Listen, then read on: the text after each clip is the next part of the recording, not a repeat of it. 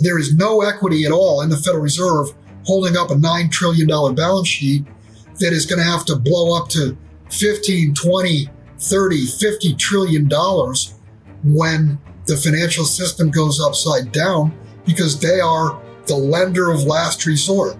And they're also will be the buyer of only resort for U.S. Treasuries. This is Kaiser Johnson with Liberty and Finance, and these are the Miles Franklin Weekly Specials for October 7th through October 14th, 2024, while supplies last. First, we feature Australian silver kangaroos at just $2.99 over spot. Next, backdated 1-ounce gold Canadian maples are just $60 over spot. To order our specials or any of the many other options we have available, call us at 1-888-81-LIBERTY. That's 1-888-815-4237. We're available after hours and on weekends, and we look forward to speaking with you. Welcome back to Liberty and Finance. We're always delighted to have this widely followed returning guest. Bill Holter is the founder of BillHolter.com. He joins us this Monday, October 7th, 2024. Bill, thanks for coming back on Liberty and Finance. Thank you, Dunnigan. We've got a lot to talk about today. A lot of questions have been submitted for you ahead of your arrival here on our website. We'll get to those right away. After we talk about a clear and pressing, there's a couple things. One is, why am I wearing frog togs instead of my usual office attire? And I see that you've got some outdoor gear on as well.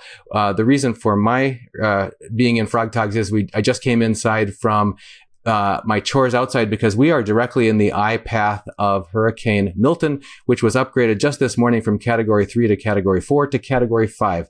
And it's expected to make landfall here Wednesday morning and be here pretty much affecting us all of Wednesday and half of Thursday, and with perhaps 150 mile an hour winds, etc. And we are directly in the path of it. We are inland about 100 miles in central Florida and high ground and a very sandy area that's not prone to flooding. All of the dwellings here are cement construction, and we've got community resources, etc., organized community emergency response team. We've got places we can get to if we need to. We have been stocking up on extra fuel, alternative power sources, food, fuel, water, the kinds of stuff that you need, and communicating with our neighbors. So most of whom have alternative power sources as well. So we feel like we're better off. And this county has not been ordered to evacuate as 51 other counties have in Florida. So we're not doing that at this point. But anyway, I just got inside from putting away anything and everything that could potentially become a projectile, getting that inside in enclosed areas so that doesn't happen. But I know you've had some serious weather in Texas, although Texas is practically a huge chunk of the USA, so that's a broad swath, but they've had serious flooding and that sort of things in recent months. And any comments from you on either general preparedness for emergencies, as you've talked to us about in the past, or specifically the hallmarks that keep seeming to be on a recurring pattern here of excessively severe storms kind of hammering the same areas of the country? Yeah, I would first say, if you're prepared for what's coming financially, socially, what have you, really the only thing you should not be prepared for is putting things away that could become projectiles. There really shouldn't be any need for you to have to go to the store or stock up on anything, because you should be stocked up already. As far as these recurring storms, and I've posted on my website for the last 3 or 4 days, there are articles that talk about weather manipulation going all the way back to Vietnam. We know HAARP, H-A-A-R-P, is an absolute fact. I mean, that is, you can find information on that. And HAARP, basically, you're looking at electromagnetic pulses. And I saw a picture someone had taken of North Carolina as the storm was in the Gulf and starting to move north. The whole thing is, and I'm not a scientist, I mean, so, if I'm technically wrong on something, don't blow my email up. But the idea basically is, within the chemtrails is they've got metal in the chemtrails that can be if you want to call it electrified, which causes like a magnetic effect, and it will pull storms in that direction. So what I'm getting at is, these are, in my opinion, and in the United States, I'm still allowed to have my opinion. My opinion is these storms are being directed at areas that are basically red. So I view this as election interference, if you will. And if people die, well, that's just collateral damage in their minds. So maybe I'm wrong, but to me, it just seems pretty odd that you would see a storm that forms off of the Texas, northern Mexico coast that goes directly due east toward Florida, starts out as a tropical depression 2 days ago, and is now a Category 5. I don't know. It just, to me, we know for a fact that they can manipulate, if not, control the weather, and I view this as election interference. And I'm sure I'll get all kinds of shit for saying this, but I don't care. It was remarkable that they've been talking about this one for about a week and a half, and they said after they were focusing so much on Hurricane Helene, it was going straight north up and affected so much of the southeastern U.S. And our thoughts and prayers are absolutely and hopefully practical help are actually with those who are in the states where they were subject to flooding and mudslides and all kinds of loss of property, loss of life, severe destruction, places we visited frequently as we travel between our old state and Florida. But they were, again, as you just said, they were talking about this storm system was going to be just a tropical storm. It was just going to come on across and drop some rain and some winds and go on its way.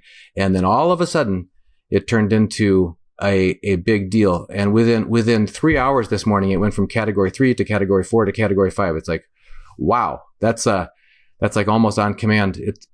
It's remarkable. It's not what we've seen in the past.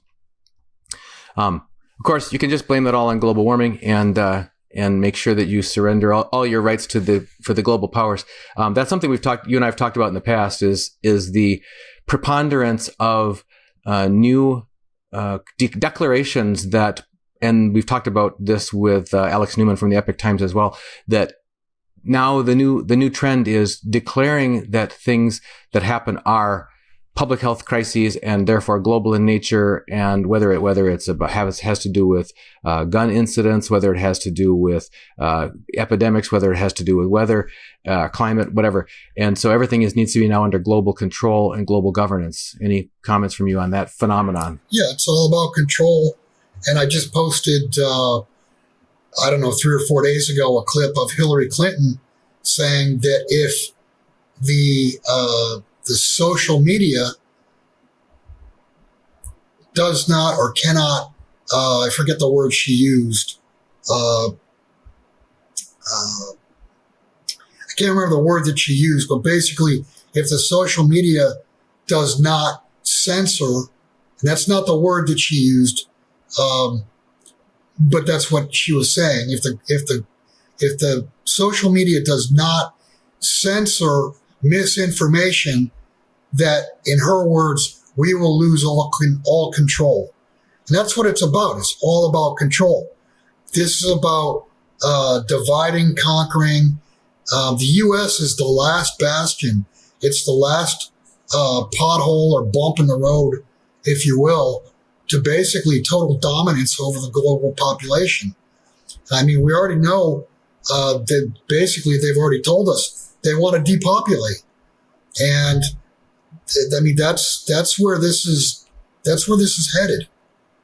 Yeah, and I remember Bill Clinton during the height of the pandemic response saying we have to get a complete contact tracing system in place so that we can have proper public health.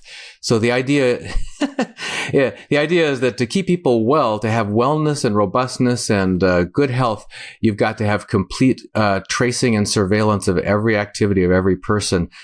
I see the logical connection. I don't see how anybody can not see the necessity of that for wellness. We also have another question we wanted to get between this that has been submitted by a viewer that to you, asking you if we could discuss this, and that is about both IRAs, precious metals IRAs, specifically gold and silver, as well as dealers and basically unscrupulous dealers. And how can you recognize, in the Bible it says you can judge a tree by its fruit. And what are the signs and signals that to watch out for as people are being approached? Because frankly, you and I have talked about for years, and Rick Rule keeps reiterating, less than 1/2% of the investments of people in our country are in precious metals or precious metals like mining stocks, that sort of thing. So it's a fraction of fraction of what's normal. Normal is like 2% or more. So we're at a small fraction of that. It's inevitable now with gold hitting new all-time highs on a weekly and monthly basis over and over that it's going to be necessary, unavoidable, shall we say, for the mainstream financial press to get dragged into finally talking about it. So people are going to be waking up as they have in the past, becoming interested. More and more newbies are going to be crowding in. It reminds me of nothing more than the stories of people getting off immigrants to the U.S. getting off the boat in New York City and somebody, shyster trying to sell them the Brooklyn Bridge, that sort of thing, preying on the newbies.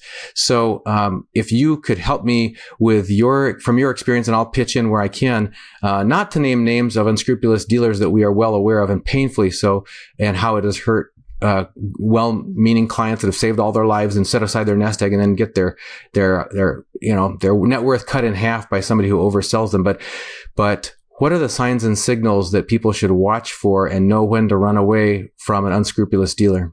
Yeah, I'll start with the IRA question on storage.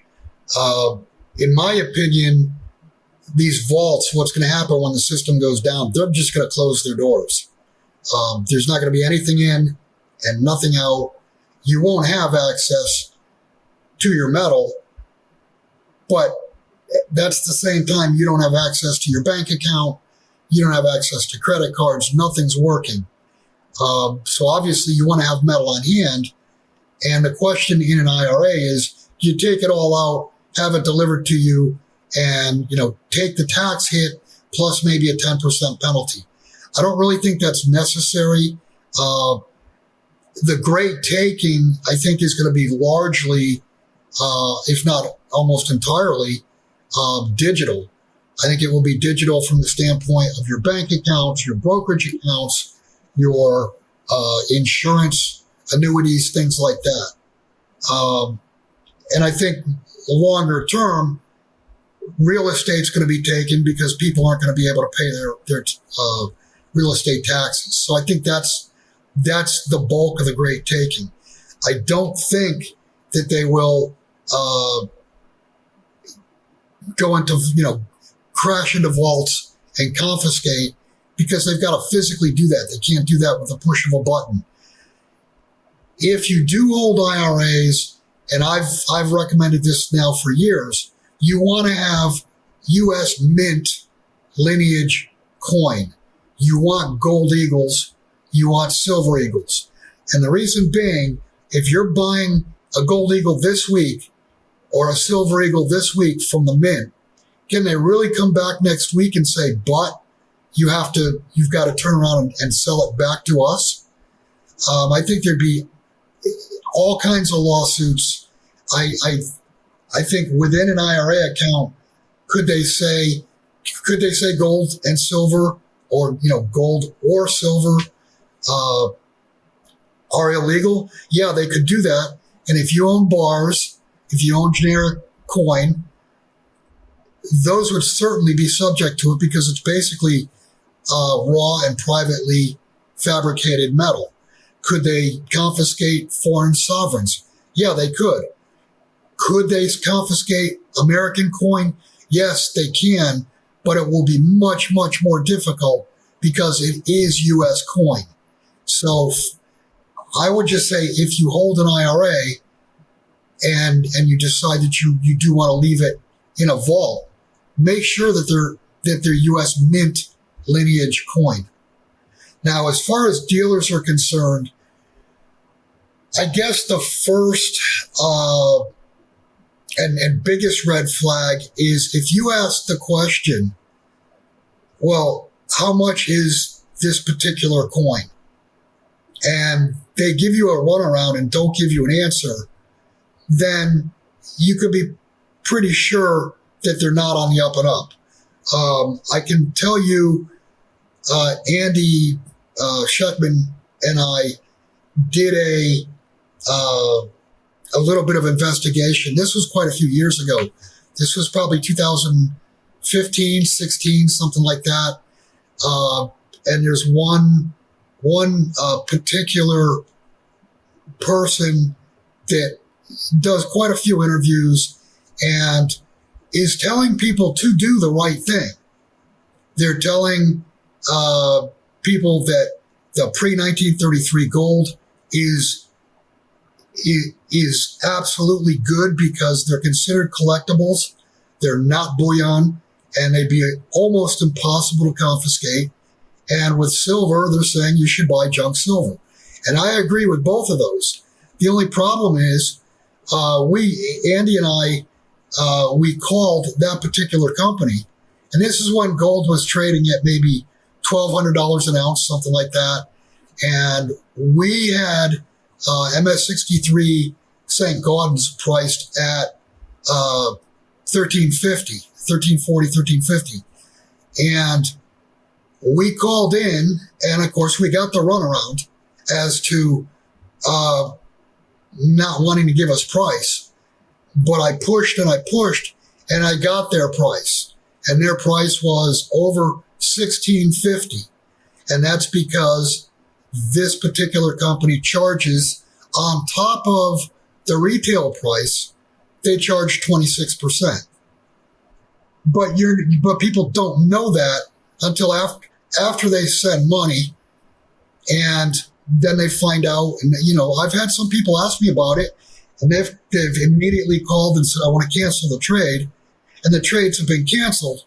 But to me, I mean, the retail price is more than adequate for dealers to do business, earn a fair profit, versus this particular company coming up with the retail price, so they're already getting paid on that, and then they bang you for 26%. So yeah, I mean that's I would say that is probably the number one red flag, is if they don't want to give you pricing. Yeah, I wanted to underscore, I think I know which dealership you're talking about. And again, we're not going to name names, but in the spirit of teaching people to fish rather than handing them the fish, these are things to watch out for. Surprisingly, if it's the dealer I'm thinking of, they provide a very public-facing educational media presence. So, and there's lots of information there about the Fed, about the Treasury bond markets, about risks in the banking system, all kinds of stuff. So education. And they build up a confidence and a trust factor because of this sort of free education that's being pumped out. But it's in the back room that the boiler room happens, and where people get told, now here's the strategy. You got to do this, this, this, and this. And one of the things you got to do is acquire what the richest people are acquiring, because they know what they're doing. So you get what the rich people buy, and that oversells, it upsells people to not just perhaps more than investment grade bullion that they don't need to go for, but then that becomes overpriced in addition to being over selected. And again, that's why I worry, because a lot of newbies are not familiar with what the going price is. They don't realize that there are multiple dealers. You can choose whichever dealer you want to work with, and these things can be, as Andy says, shopped around. You can, just like if you have multiple car dealers in your town, you don't have to have the first one be all mysterious and act like they're the only ones in the world who can sell you a car. So the same thing is true with precious metals dealers.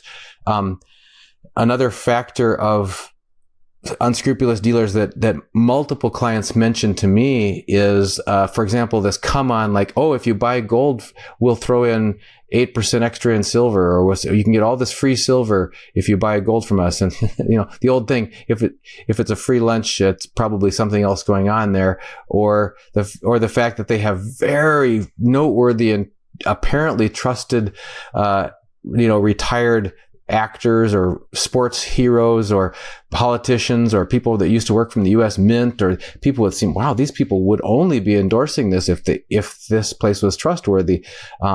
So any other comments from you on other signs and signals people should watch out for with unscrupulous dealers?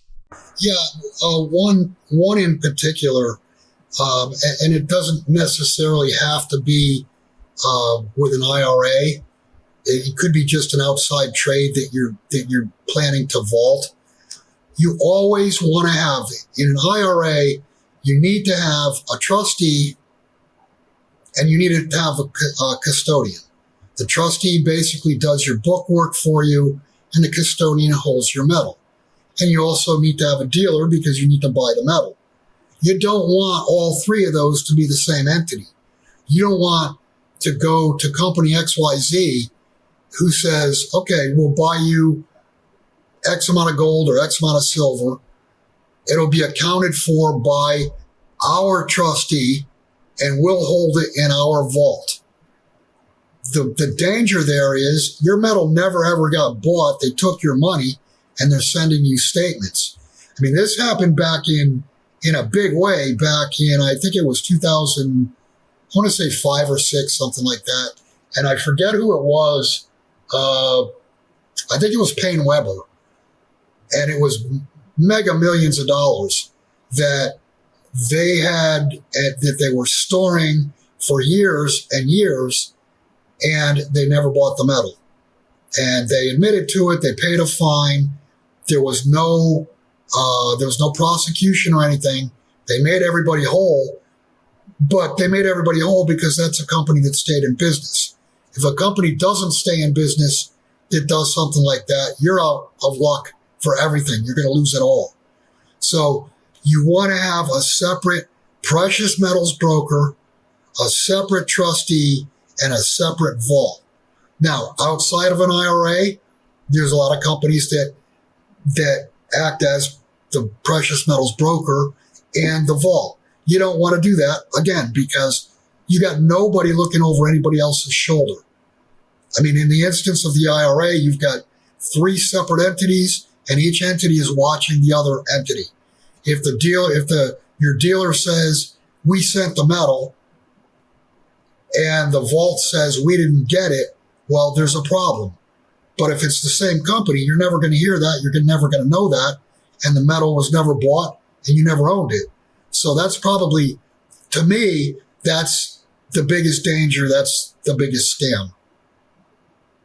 Yeah. In fact, I just had a client 3 weeks ago who told me that they had lost, until they hear otherwise, they seem to have lost their entire nest egg because their unscrupulous dealer did exactly that. They were supposed to be arranging for the purchase on behalf of the client. So the client paid the money. The dealer never bought the metal to put it in storage, and the dealer disappeared. And now there's a scandal. They're being investigated or whatever, but it's being prosecuted. But the money's gone. The money's spent. They lived the high life, just like Bernie Madoff or whatever. So it's absolutely true what you're saying, that if you deal with a reputable dealer and a reputable vault that's separate from the dealer, and the vault says, yes, we received the proper materials that you said were coming, and now they're put away in here's your statement, that sort of thing.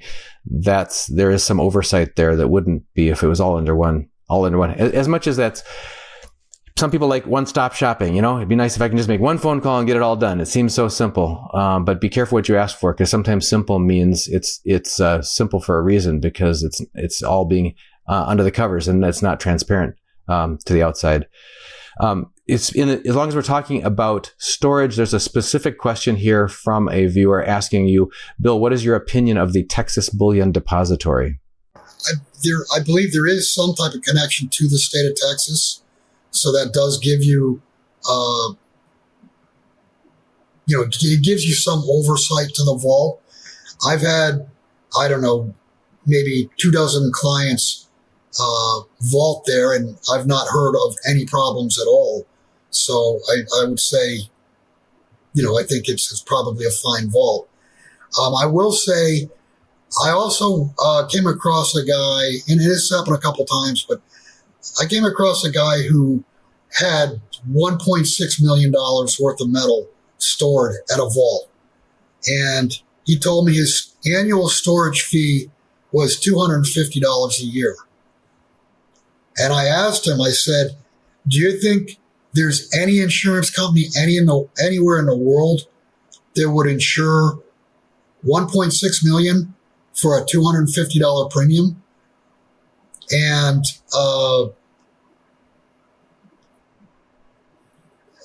it did wake his eyes up, and he did withdraw some of it, and he did get his metal, but understand that could have been someone else's metal. I mean, there's no telling what's going on in that situation. But if something seems like it's free or too good to be true, every single time it's going to be too good to be true. Yeah, I guess that gets back to that rhymes with the other problem where some of these companies, these dealers, will put one over on uninformed first-time buyers, saying, if you buy your gold, we'll throw in silver for free. That sort of thing is they have padded, their prices are so egregiously high for the gold that they're selling you that they not only can throw in silver for free, but they can walk away with a good part, sometimes a half of the value of your entire nest egg as pure profit on the first day. So then one of my clients called these people up at my encouragement and said, I want to be made whole. I want you to do what's fair with me. I want out, and I want out at a fair price. And oh, by the way, the gold price had gone up $900 while they were waiting, and they still weren't being agreed. The dealer did not immediately agree to make them whole. And the answer they came back with, the dealer, was, if we had known you weren't in this for the long term, we never would have sold you those proof coins in the first place. And that's another thing we didn't talk about, was being pushed into buying proof coins. So this person had put their entire nest egg into U.S. Mint proof gold eagles. Any comments from you on dealers that push that kind of premium gift quality products rather than investment grade bullion? Well, there's no reason, unless you're a collector, there's no reason to have proof coins, unless you want a proof coin of every year that goes back to 1986. But if you're putting in $500,000 or $1 million or even $100,000, what is the point of paying 50%, 75%, 100%, whatever it is, more for a proof coin, because you're not going to get that back on the back end? Just buy current U.S. Mint lineage bullion, gold eagles, silver eagles. And if it's outside of an IRA for silver, hands down, 100% of the time, right now, you want to own junk. You don't want to own any other form of silver, simply because junk silver is, the dimes are the smallest denomination of silver you can get. It's readily recognizable. It's U.S. Mint lineage. It cannot be counterfeited because all those coins were in people's pockets. They have to show where. If somebody shows you a silver dime or silver quarter that's absolutely shiny and looks perfect, it's probably not real. But I mean, I've not heard of anybody trying to trying to counterfeit a dime or a quarter, because it doesn't make sense. Silver's too cheap to do it. But I mean, it fits and checks all the boxes for the reason you want to own silver right now, or junk silver right now, because it will be the best form of barter. And on top of that, it's about the cheapest silver you can buy right now. And a year ago, it was $11 over spot. Now it's like what? $2.50 over spot.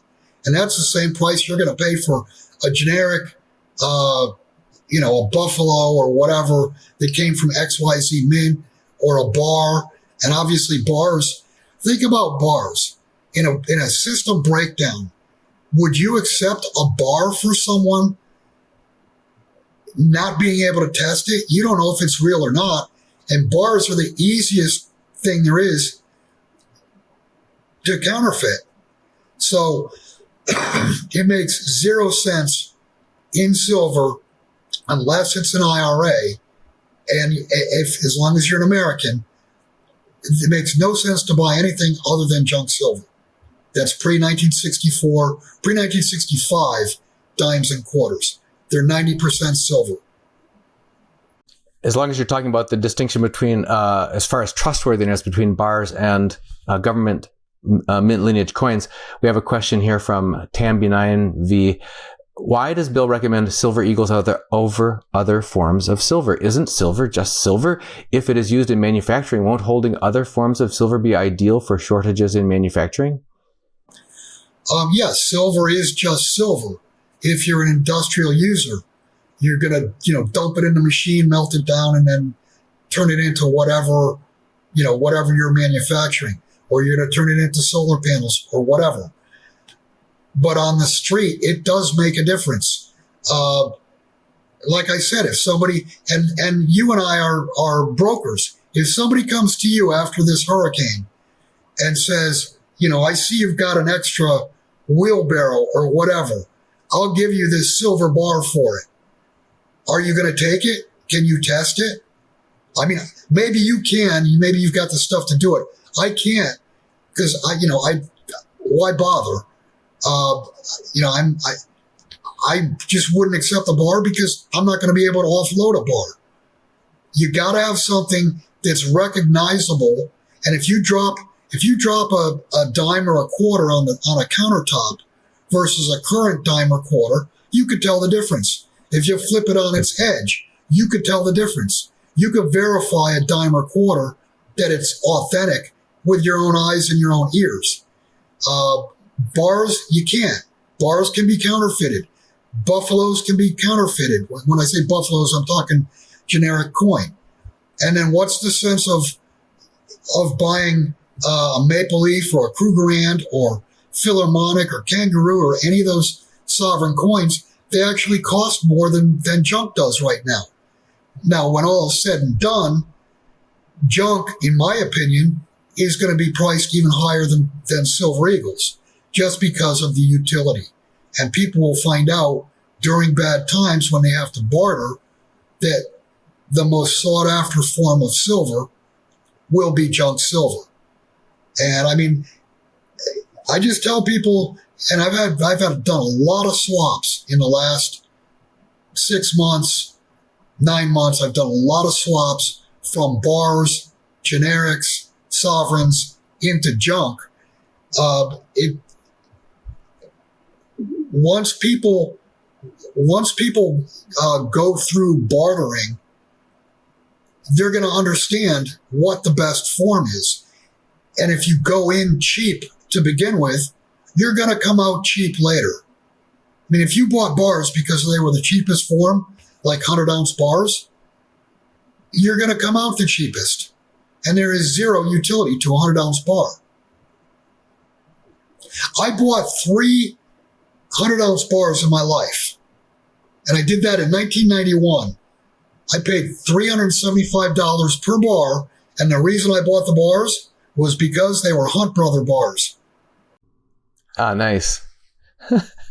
I want you to drill in on this question because you've touched on it, but I think that we need to clarify this because people are needing to understand this, and I think it's worth looking at. At Smiley888-1239 says, please ask Bill to expand on what he means when he says, quote unquote, gold never changes. He says the dollar changes and other currencies change, but, quote, an ounce of gold will always be an ounce of gold. So the dollar's value goes up and down and gold's value goes up and down. A dollar will always be a dollar even though its value changes. How is that different from gold? The reason an ounce of gold that was minted 100 years ago is still that same ounce of gold. It hasn't gotten bigger. It hasn't gotten smaller. It's still just an ounce of gold.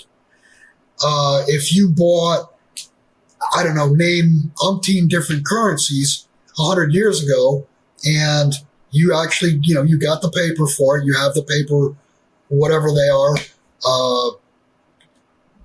Those currencies, there's been a lot of currencies that have gone to zero, don't exist anymore. And that's simply, a collectible item if it's in perfect shape. Confederate dollars. There's an example. It's still just a Confederate dollar. It was a Confederate dollar then. It's still a Confederate dollar now, but it has no value. The whole idea, when I say gold is an ounce of gold today was an ounce of gold 100 years ago, the point I'm trying to make is it can never ever go bankrupt. It can never ever default.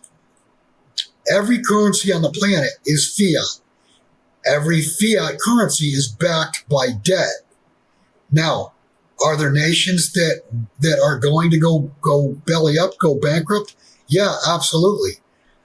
An ounce of gold doesn't. It used to be that currency, because currencies were derivatives of gold.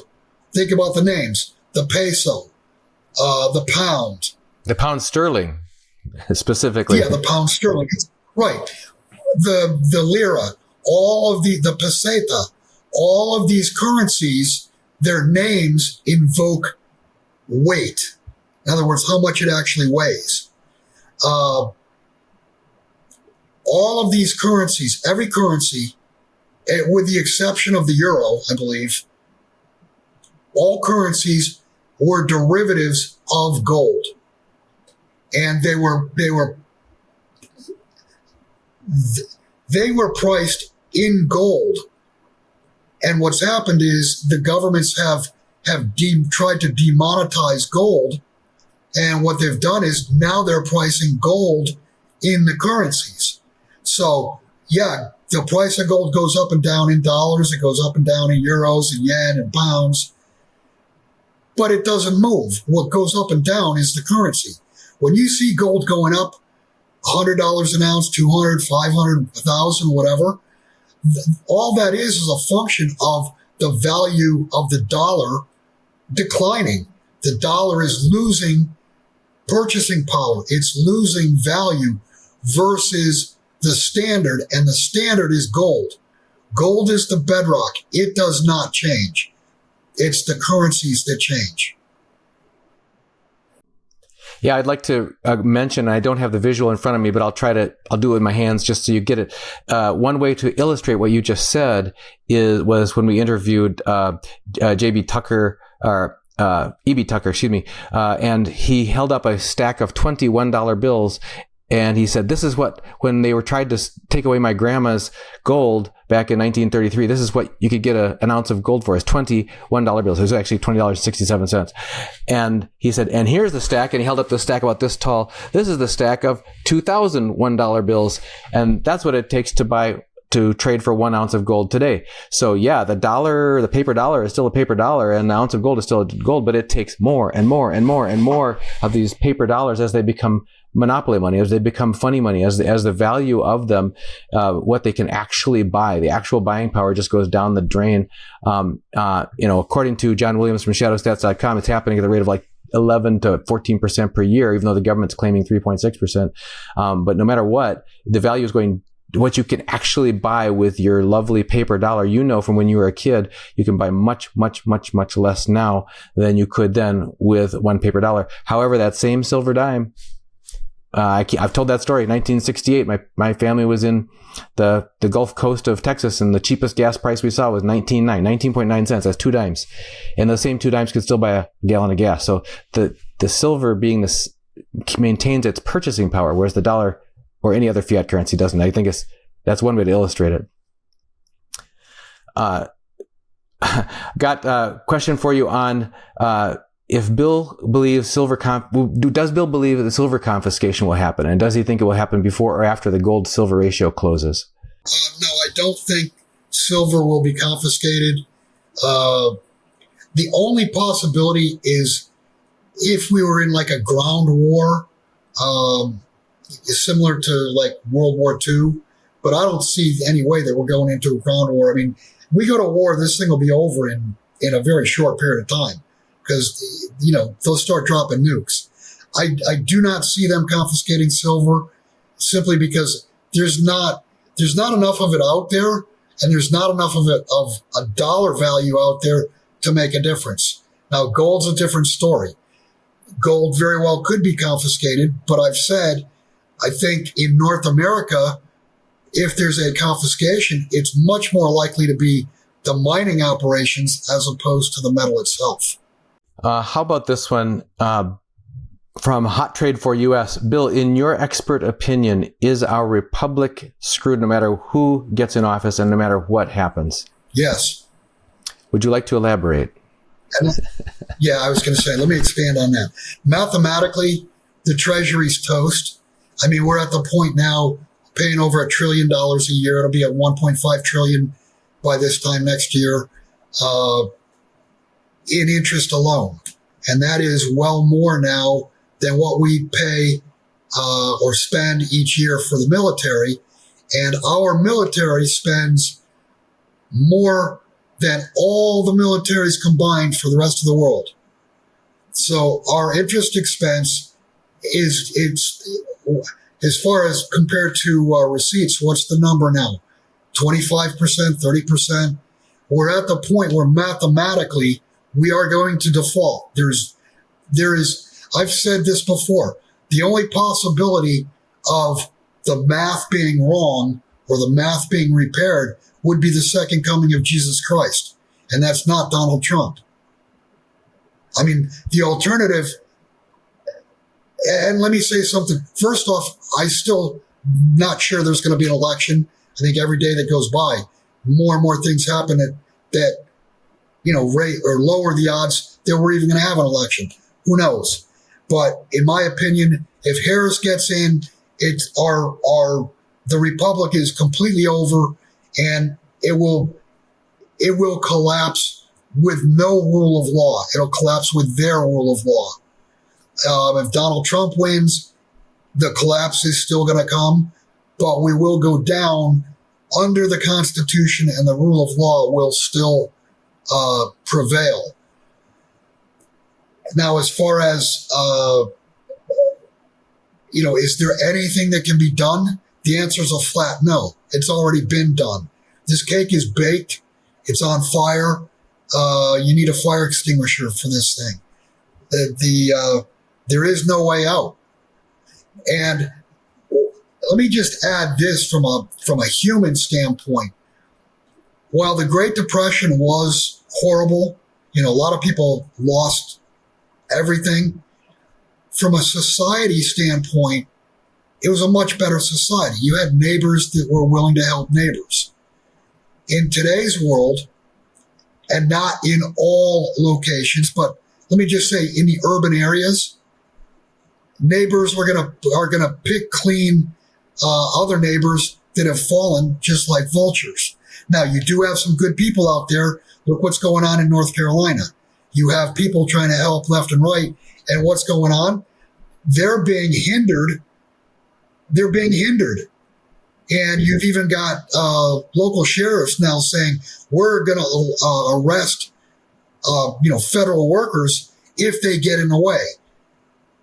If you're not going to help, don't get in the way. Don't be part of the problem. Just get out of the way. So the other thing from the Great Depression, we didn't have a government that was broke. We didn't have a government that was bankrupt. At this point in time, we have a Treasury that's spending over $1 trillion interest per year, and we have a Federal Reserve that all you have to do is look at their numbers. Their balance sheet is now upside down. I mean, they're losing money on a weekly basis because interest rates have gone up, and they've lost. They had, I think the number I saw was they had $65 billion of equity, holding up $9 trillion of assets. But now, because interest rates have gone up, the bond portfolios have dropped $250 billion. So that $65 billion is gone. So you have nothing. There is no equity at all in the Federal Reserve holding up a $9 trillion balance sheet. that is going to have to blow up to 15, 20, 30, 50 trillion dollars when the financial system goes upside down, because they are the lender of last resort. And they're also will be the buyer of only resort for U.S. Treasuries. Bill, I've got 3 questions left for you. They're going to be really quick. The first one is people who want to follow your ongoing work should connect how? Just go to my website, billholter.com. If you want to contact me, there is a contact button there. If you want to just contact me directly, my business email is holter@proton.me. All right.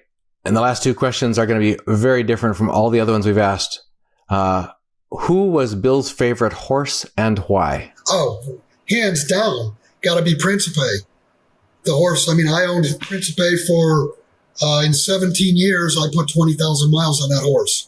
And I've got a true cowboy friend of mine who said, man, I've known a lot of cowboys that have done 20,000 miles and much more on horses. But he said, I don't know anybody who's done 20,000 miles on one horse.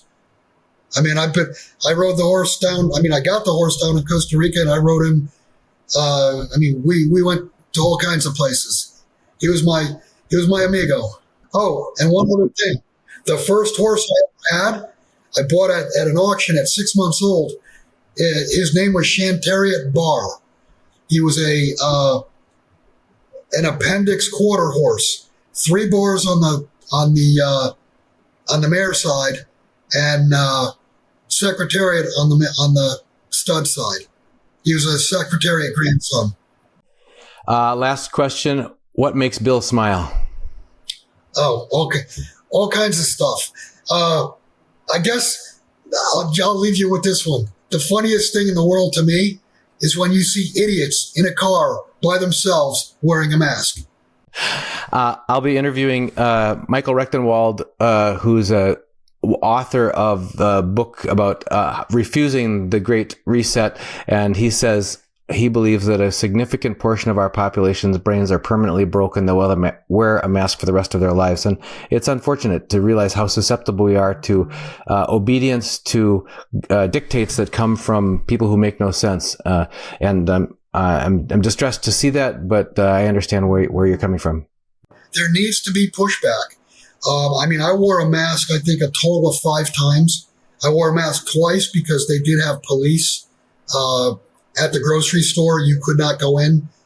And I went and talked to our local sheriff, and he's like, yeah, you're right. He goes, it's not a law, it's a mandate. He goes, we're not going to do that anymore. One other time that I wore a mask, I had to pick my wife up after surgery. I didn't do this before surgery, but after surgery, in the hospital, I had my mask on my chin, and they told me how to wear a mask. So I pulled it up, and it said sheep. Well, Bill, thank you for joining us. We've got so many more questions than we have time to cover today, and I really would like to circle back with you close to the BRICS summit so that we can discuss the outcome of that, because we didn't touch on that at all today other than your brief mention of it in passing. So thank you for joining us on Liberty and Finance. And folks, Bill is at billholter.com. You can look in the description of this video for a link to his site. And Bill, as always, just thank you for joining us on Liberty and Finance. Thank you, Dunnigan. This is Kaiser Johnson with Liberty and Finance, and these are the Miles Franklin Weekly Specials for October 7th through October 14th, 2024, while supplies last. First, we feature Australian silver kangaroos at just $2.99 over spot. Next, backdated 1-ounce gold Canadian maples are just $60 over spot. To order our specials or any of the many other options we have available, call us at 1-888-81-LIBERTY. That's 1-888-815-4237. We're available after hours and on weekends, and we look forward to speaking with you.